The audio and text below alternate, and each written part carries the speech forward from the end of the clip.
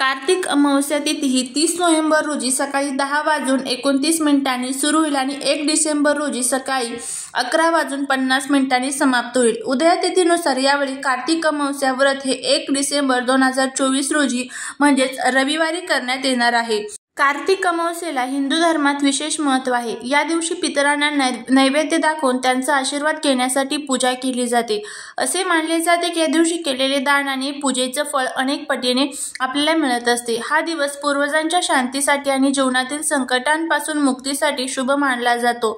स्नानासाठी नदीवर जाऊ शकत नसाल तर तुम्ही घरी गंगाजल मिसळून स्नान करून तर्पण करू शकता. या दिवशी सात्विक अन्न खावे आणि ब्राह्मणांना दान करणे देखील फायदेशीर मानले जाते. अमावस्येला दान करणे शुभ मानले जाते. तुम्ही तुमच्या क्षमतेनुसार अन्न, कपडे, पैसे इत्यादी दान करू शकता. अमावस्या तिथी म्हटलं की ती अमावस्या तिथी पूर्णपणे आपल्या पितरांसाठी समर्पित असते. अमावस्या तिथीला आपले पूर्वज जे असतात तर ते मृत्यू लोकातून पृथ्वी तलावरती येत असतात आणि बघत असतात की आपल्यासाठी कोण काय उपाय, कोण काय सेवा करत आहे. कारण जर आपण त्यांच्यासाठी काही उपाय, सेवा केल्या तर आपल्या जीवनातील जे काही त्रास आहे तर ते दूर होत असतात. त्याचबरोबर घरामध्ये ज्या काही पैशांच्या अडचणी आहेत तर त्याही दूर होत असतात. घरामध्ये पितृदोष असेल तर तोही देखील दूर होत असते. तर बघा, अमावस्या तिथी असेल ना तर त्यावेळेस आपल्याला प्रामुख्याने असं जाणवतं की आपल्या घरामध्ये भांडण, कटकट, वादविवाद हे खूप मोठ्या प्रमाणामध्ये आपल्याला जाणवत असतात.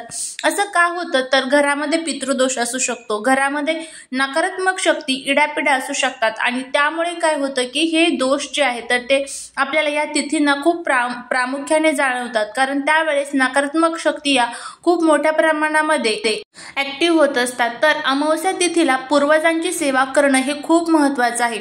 तर पूर्वजांसाठी म्हणजेच आपल्या पितरांसाठी आपल्याला अमावस्या तिथीच्या दिवशी हा एक दिवा लावायचा आहे. दिवा आपल्याला कशा पद्धतीने लावायचा याबद्दलची संपूर्ण माहिती या आजच्या व्हिडिओमध्ये आपण घेणार आहोत. त्यामुळे जर तुम्हाला हा व्हिडिओ आवडला तर चॅनलला सबस्क्राईब करून शेजारील बेल आयकॉनलाही प्रेस करा, म्हणजे माझ्या सर्व नवीन व्हिडिओचं नोटिफिकेशन तुम्हाला मिळेल आणि तुम्ही एक पण व्हिडिओ मिस करणार नाही. त्याचबरोबर कमेंटमध्ये ओम नमो भगवते वासुदेवाय नमः लिहिला अजिबात विसरू नका. सर्वात प्रथम अमावस्या तिथीच्या दिवशी तुम्हाला सकाळी लवकर उठायचं आहे आणि त्यानंतर आंघोळ करायची आहे. स्वच्छ आंघोळ झाली की सर्वात प्रथम एक तांब्याभर पाणी घ्यायचं आहे. त्या पाण्यामध्ये तुम्हाला हळद आणि थोडंसं गोमूत्र मिक्स करायचं आहे. हे जे पाणी आहे तर ते आपल्याला आपल्या मुख्य दरवाजा जो असतो, आपला उंबरठा जो असतो तर तिथे सकाळी उठल्याबरोबर आंघोळ झाली की नंतर तिथे शिंपडायचं आहे. हे का शिंपडायचं तर अमावस्या तिथीच्या दिवशी आपले पूर्वज हे सकाळी आपल्या दरवाजाच्या बाहेर येऊन बसलेले असतात आणि ज्यावेळेस आपण हे पाणी तिथे शिंपडतो तर त्यावेळेस त्यांच्या आत्म्याला तृप्ती मिळते आणि आपल्याला ते आशीर्वाद देत असतात. त्यामुळे आपल्याला हे जे पाणी आहे तर ते सकाळी उठल्याबरोबर तिथे शिंपडायचं आहे. त्यानंतर अमावस्येला संपूर्ण घराची साफसफाई करून घ्यायची. कुठेही धूळ, मिट्टी, माती राहणार नाही याची काळजी आपल्याला घ्यायची आहे. कारण त्याच धुळीच्या रूपामध्ये नकारात्मक शक्ती आपल्या घरामध्ये दडलेल्या असतात. त्यानंतर उंबरट्यावरती हळदीचं लेपन द्यायचं आहे. बाहेर माता लक्ष्मीच्या पावलांची रांगोळी काढायची आहे. रोजची आपली जी देवपूजा असेल तर ती करून घ्यायची आहे.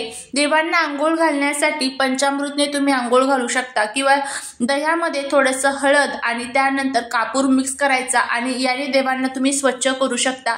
याने देवांना जर काही नजर लागलेली असेल तर ती सुद्धा निघून जाते. अशा पद्धतीने या संपूर्ण गोष्टी आपल्याला अमावस्या तिथीच्या दिवशी करायच्या असतात. त्यानंतर अमावस्येला आपल्या पूर्वजांसाठी आपल्याला हा एक दिवा लावायचा आहे. दिवा हा बुद्धीचे, ज्ञानाचे आणि त्यागाचे प्रतीक असतो.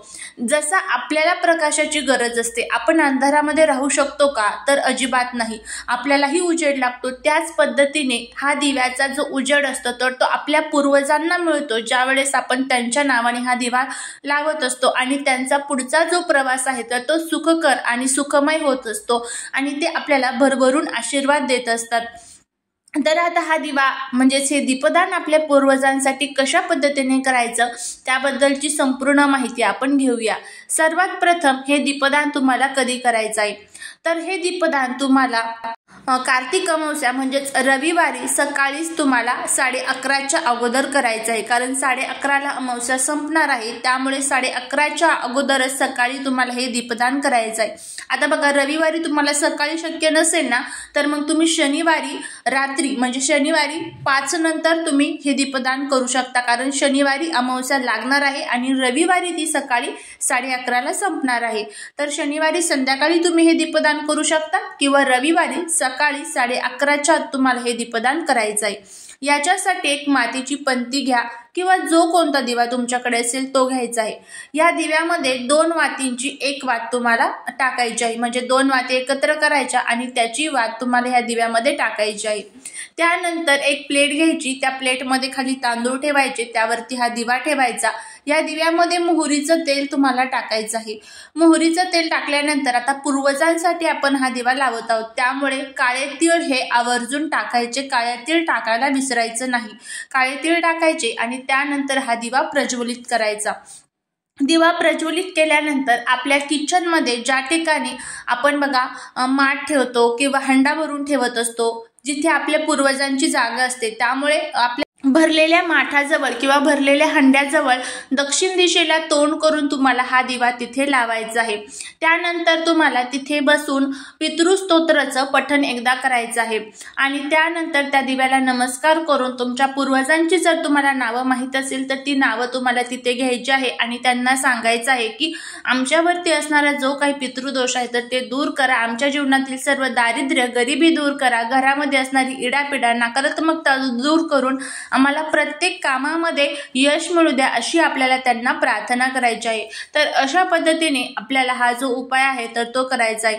तर तुम्ही करून बघा, नक्की तुम्हाला त्याचा फायदा होईल। आता जर तुम्ही घरामध्ये माठ किंवा हंडा भरून ठेवत नसाल तर काय करायचं, तर तुम्ही तुमच्या आजूबाजूला जिथे कुठे विहीर असेल, नदी असेल, तलाव असेल, छोटंसं पाण्याचं काही स्तोत्र असेल तर तिथे तुम्हाला हा जो दिवा आहे तर तो दक्षिण दिशेला तोंड करून लावायचा आहे।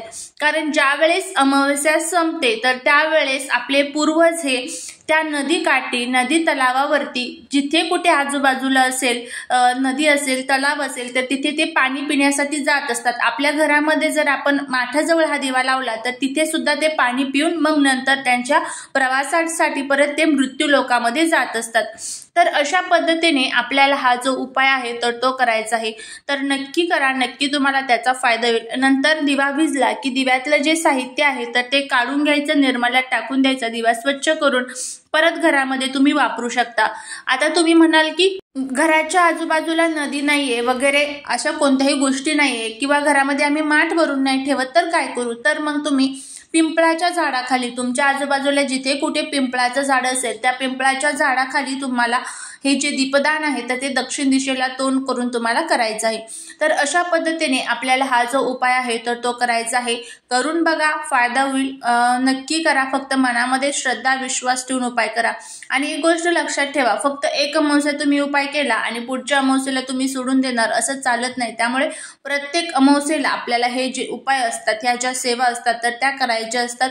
कमीत कमी 7 अमावस्या, कमीत कमी 5 किंवा 11 अमावस्या तरी आपल्याकडनं हे उपाय झाले पाहिजे। करून बघा, फायदा होईल। झालेली सेवा ही महाराजांच्या चरणी रुजू करते। व्हिडिओ जर आवडला असेल तर लाईक, शेअर आणि सबस्क्राईब करायला विसरू नका। भेटूया पुढच्या एका छानशा नवीन व्हिडिओत। श्री स्वामी समर्थ।